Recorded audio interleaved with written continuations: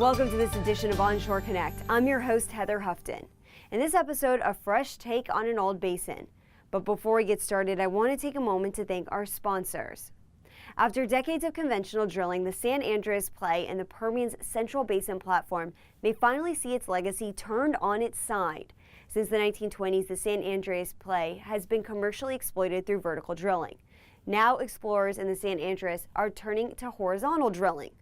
Along with modern completion techniques, the San Andreas oil reserves could be stretched even further, according to the U.S. Geological Survey.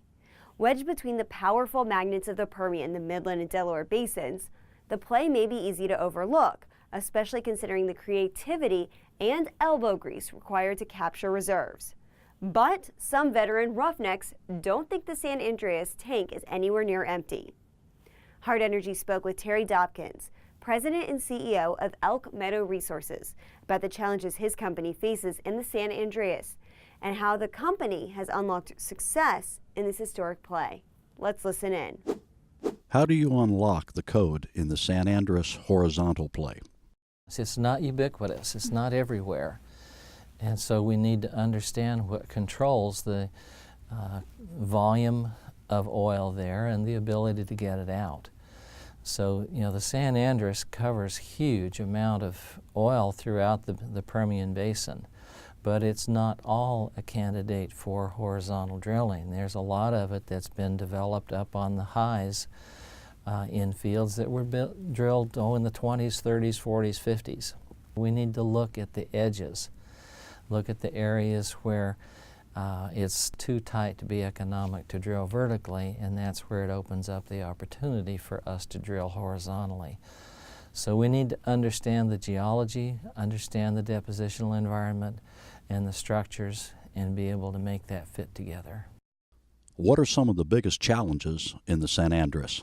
There are different pieces of it. I'd say maybe three different challenge areas. One is being able to get the leasehold position, and that's always a challenge. Number two was understanding the geology, geophysics of the project and get that to fit to make sure that this was a play that would work.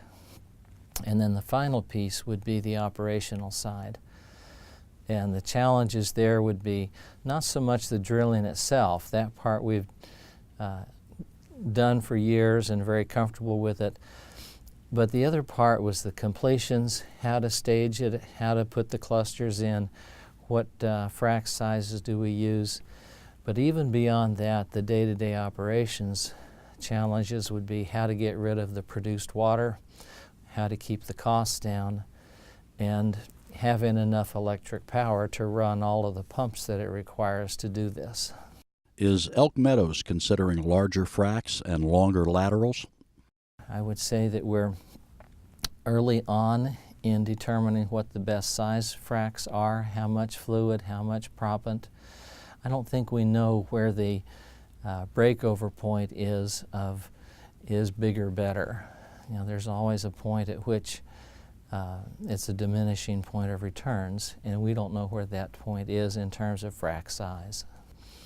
The other part of it is, before we completely switch over to long laterals, I want to make sure that the completion efficiency is good enough on the long laterals. When I look at the results of others, I'd have to say that it's not clear that if you drill a well that has a 50% longer lateral, you're going to get 50% more reserves. I don't think that's the case. And so we need to make sure that when we go to these longer laterals, we truly are increasing reserves enough to justify it. What's next for Elk Meadows in the San Andreas? When we're doing a continuous program, it's difficult to apply new data and new techniques to the next well because it's already too late to do it. So we're still in that transition phase of learning from each well and apply it to the next well. But I would say by the first of the year, we'll probably be in a position to drill at a faster rate. We will have done enough completion technology studies to be able to say this is how we're going to do it, and we'll go into some of those more rapid development phases. What's the best economics? Well, bigger is better. So $50 is a pretty good number. We can live with that. $60 is great. 40 is tough.